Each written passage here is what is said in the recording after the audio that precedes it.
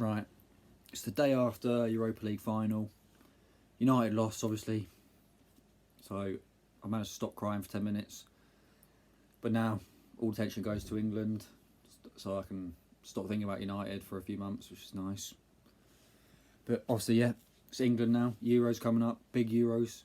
Basically home Euros. Pretty much all the home games are at Wembley. So we need to be winning these. I've picked my starting 11. I think it's a top quality starting 11. Full of quality up top. Quality all over the pitch, to be honest. I think this team can go and smash some teams. I think it needs to. I think it's Gareth Southgate's last chance with this team. It needs some big performances, some big results. Maybe better as result than he did in the World Cup. Otherwise, yeah, he's gone because this squad is too big to be wasted. It's too good. So he needs to back up his ideas and start smashing some teams, to be honest. Not too many contentious decisions, to be honest, in it. There's a few, but I think most people are made up with the decision about some players. I think most people agree with a few areas. Obviously, right back's usually the one that people disagree with because we've got a fucking ton of them. We've got loads of them. So we've got half the squad made up of right backs, to be honest. So we've got loads to choose from. And then we leave some at home as well. Still loads of them.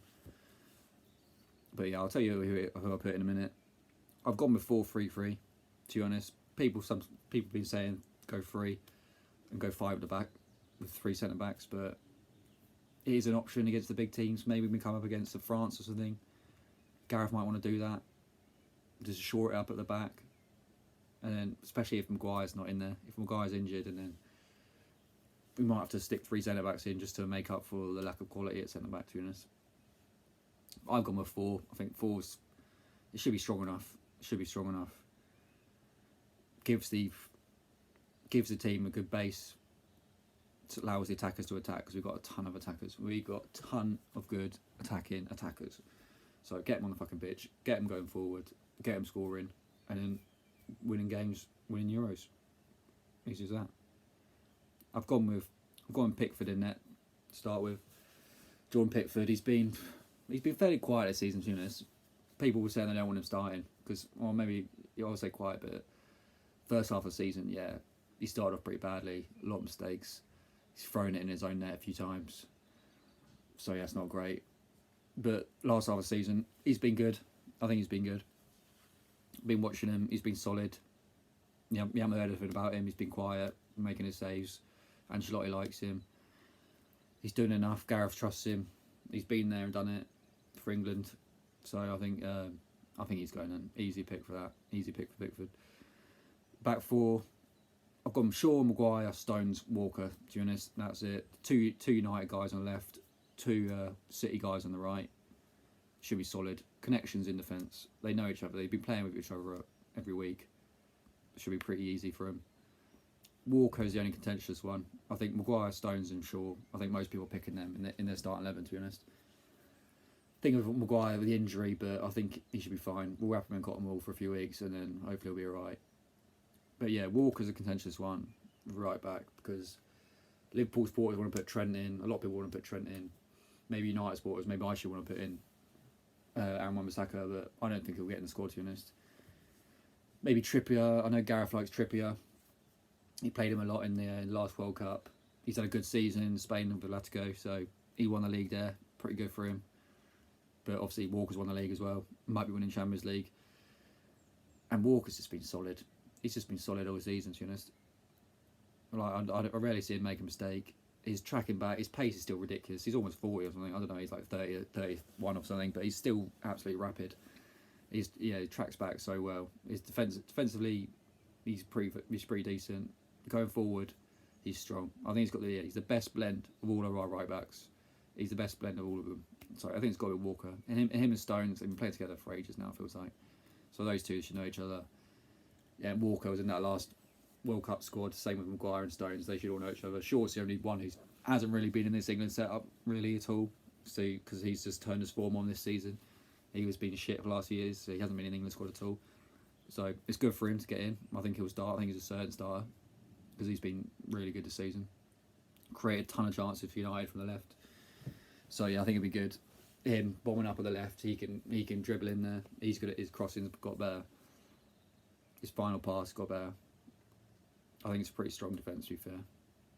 If Maguire is fit. If Maguire's not fit, then I don't know. Yeah, chucks it all up in and a bit of a mess. But yeah, the CDM's Bortman's role as well. I've got a 4-3-3 with a single pivot. I've gone Rice at CDM because I think it picks himself as well because he's been unbelievable this season as well. Little Decky Rice. I love him, to be honest, as well. I want United to sign him. Just go out and sign him. Just give him the money. Give him Lingard. Swap a bit of money. Just get Rice. That'd be nice. But yeah, he's been solid. His ball playing is good. Defensively, he's on it. Tackling, breaking up play, interceptions. He's well up there in the stats. He's really good. And he's young.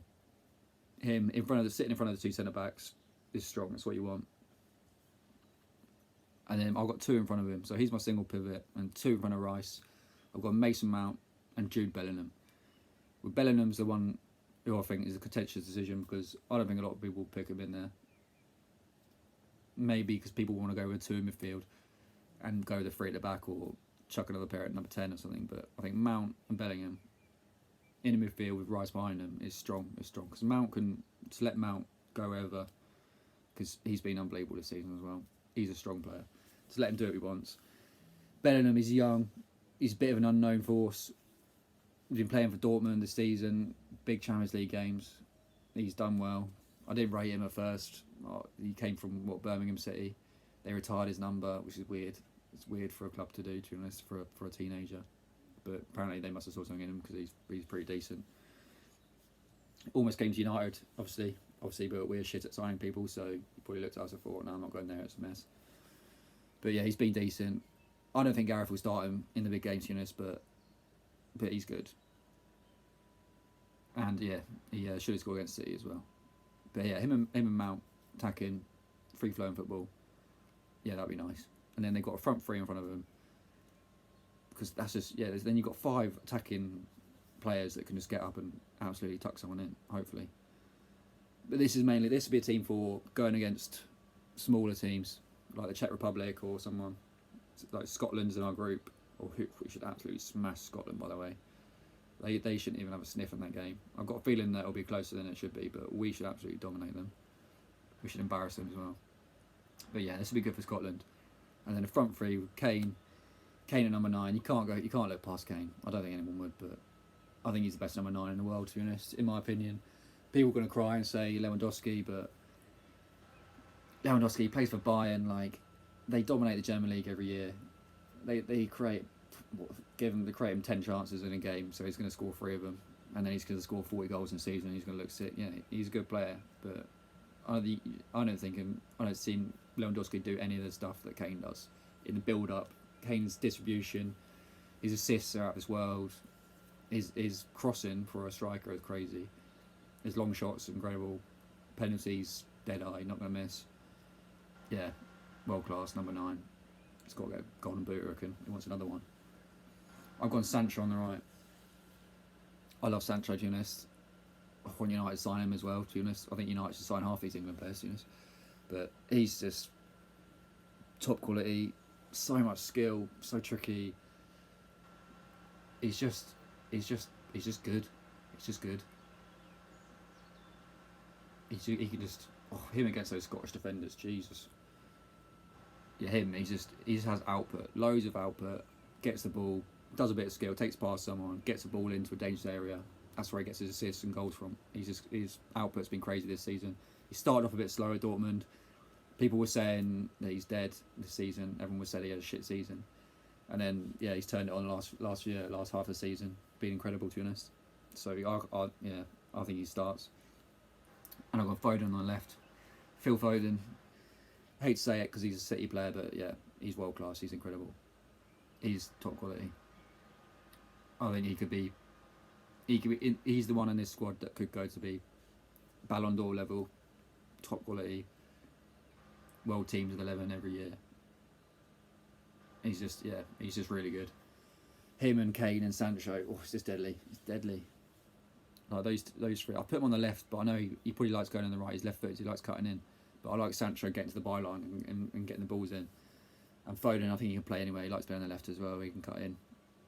or we can go to the byline and get balls across.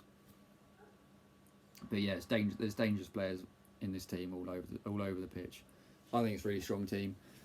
4-3-3 for me, it's got to be. I think you just got to get those 3 forward players getting up there, getting forward, push them as far forward as you can. Just let them attack. Just let them be free. Hopefully the defence can hold up, because I think that's where it lets us down. England, like, our attackers are insane, but our defenders, sometimes they just bottle it, and then we just see stupid goals, and then before you know it, we're out of the game because we've conceded stupid goals to Croatia, and then we lost. But yeah, if we can sort it out at the back, keep it solid, I think this team has got a good chance of winning the Euros. To be honest, a lot of games at Wembley, basically home. It's basically a home tournament. So yeah, I think we've got to turn up, tuck some people in. This team's incredible. It's just strength. I love it. Yeah, it should be easy. Right, that's it. That's team. Win the Euros. Piece of piss, I reckon.